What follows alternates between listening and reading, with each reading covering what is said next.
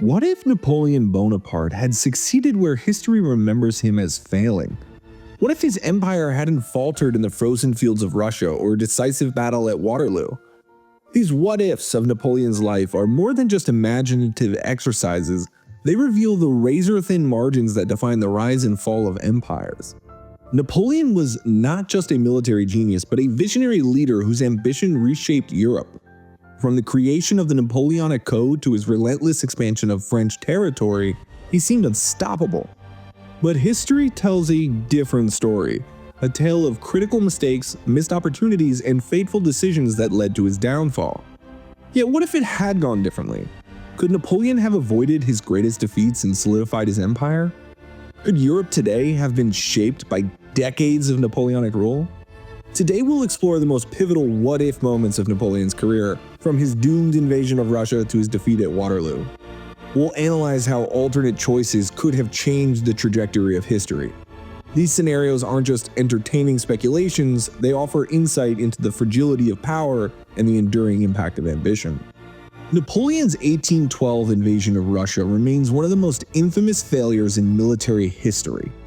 A campaign that began with grand ambitions ended in disaster, costing Napoleon most of his army and the aura of invincibility he had cultivated. But what if he had approached Russia differently? The campaign was rooted in Napoleon's desire to enforce the continental system, a trade blockade designed to weaken Britain.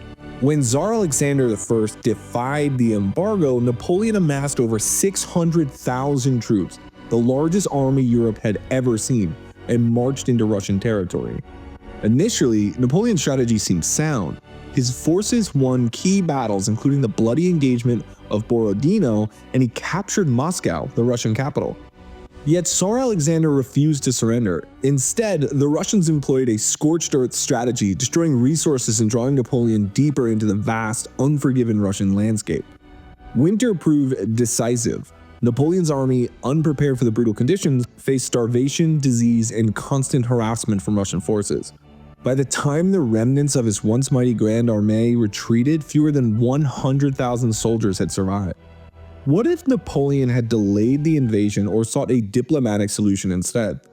Preserving his army and avoiding the disastrous Russian winter could have allowed Napoleon to maintain his dominance in Europe and refocus his efforts on defeating Britain. A different outcome in Russia might have cemented his legacy as the unchallenged ruler of a united Europe. The Peninsular War, often referred to as Napoleon's Spanish ulcer, was another significant factor in his downfall. What if Napoleon had avoided this conflict altogether? In 1808, Napoleon made the fateful decision to invade Spain and install his brother Joseph as king. While intended to strengthen his grip on Europe, this move provoked fierce resistance from the Spanish people. Spain erupted into a guerrilla war, with civilians and irregular fighters targeting French forces in hit-and-run attacks. Unlike the large conventional battles Napoleon excelled at, guerrilla warfare proved nearly impossible for him to control. The Spanish resistance was further bolstered by British intervention. Under the leadership of Duke of Wellington, British forces landed in Portugal and began pushing Napoleon's troops back. The Peninsular War dragged on for 6 years, tying up hundreds of thousands of French soldiers and diverting resources from other critical fronts. The cost of the war was enormous. Not only did it strain France's military and economy, but it also undermined Napoleon's reputation. The once invincible emperor was now bogged down in a seemingly unwinnable conflict. The war also emboldened his enemies, encouraging Austria and Prussia to challenge his dominance in Europe. What if Napoleon had approached Spain differently? One alternative could have been avoiding the invasion entirely, allowing Spain to remain a neutral or allied state. This would have preserved French resources and freed Napoleon to focus on other priorities, such as consolidating his control over Central Europe or preparing for his conflict with Russia. Another possibility would have been to address the Spanish resistance with a more diplomatic approach. By granting Spain partial autonomy or working with existing political structures, Napoleon might have avoided the widespread rebellion that became such a costly drain on his empire. Had Napoleon avoided or swiftly resolved the Peninsular War, the trajectory of his reign could have been drastically different. Without the Spanish ulcer bleeding his resources and morale, he might have been better positioned to face his other challenges. Instead, the prolonged conflict weakened his empire and set the stage for his eventual downfall. The Peninsular War serves as a reminder of the dangers of overreach and difficulty of maintaining control over occupied territories. It was a war Napoleon didn't need to fight, and one that, in hindsight, he couldn't afford to lose. After his exile to Elba in 1814, many believed Napoleon's reign was over. Yet in 1815, he made a dramatic return to power, rallying France behind him during the 100 Days. This brief period culminated in the Battle of Waterloo, one of the most famous defeats in history. But what if Napoleon had won? Napoleon's strategy at Waterloo was bold but fraught with challenges.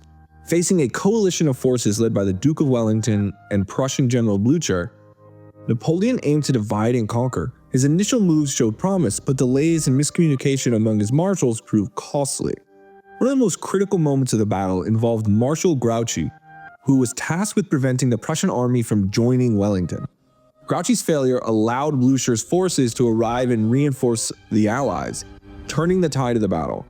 Had Grouchy succeeded, or if Napoleon had adapted his strategy, the French forces might have triumphed. A victory at Waterloo could have forced the Allies to negotiate peace at Napoleon's terms. This would have allowed him to consolidate his power, focus on stabilizing his empire, and perhaps even regain control over Europe. The implications of the French victory at Waterloo are immense. Napoleon's continued rule may have delayed or altered the balance of power in Europe, preventing the rise of British dominance and the restoration of monarchies. His vision of a unified Napoleonic Europe could have reshaped the continent's political and cultural landscape. However, even with a victory at Waterloo, Napoleon's long-term prospects were uncertain. His empire was already weakened by years of war, economic strain, and growing resistance from occupied territories. A single victory may not have been enough to reverse these trends. Waterloo still stands as a defining moment in Napoleon's career, where the line between triumph and defeat was razor thin. It is a testament to the unpredictability of history and the profound impact of individual decisions on the fate of empires.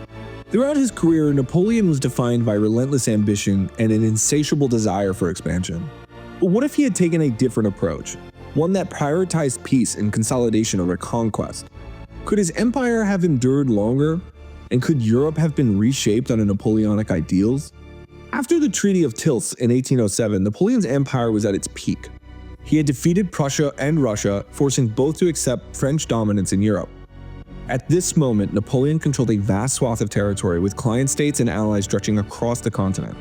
Some historians argue that this was the perfect opportunity for Napoleon to pause his campaigns and focus on solidifying his rule. By choosing peace, Napoleon could have strengthened his empire through economic development, administrative reforms, and fostering loyalty among his subjects. The Napoleonic Code, which unified and modernized legal systems across his territories, was already a significant achievement. Investing in similar reforms across his empire could have reduced resistance and strengthened his rule. Moreover, a prolonged period of peace would have allowed Napoleon to repair his relationships with key allies and neutralize opposition. Instead of enforcing the continental system, a trade blockade against Britain that hurt his allies more than his enemies, Napoleon could have sought diplomatic solutions to his rivalry with Britain. However, this was antithetical with Napoleon's character. His ambition drove him to continue expanding, leading to disastrous conflicts like the Peninsular War and the Russian campaign. His constant wars drained his resources, alienated his allies, and ultimately united Europe against him. Had Napoleon shifted his focus to consolidation rather than conquest, he might have preserved his empire and avoided the spiral of conflicts that led to his downfall. While his ambition propelled him to greatness, it also ensured that his reign would be short-lived.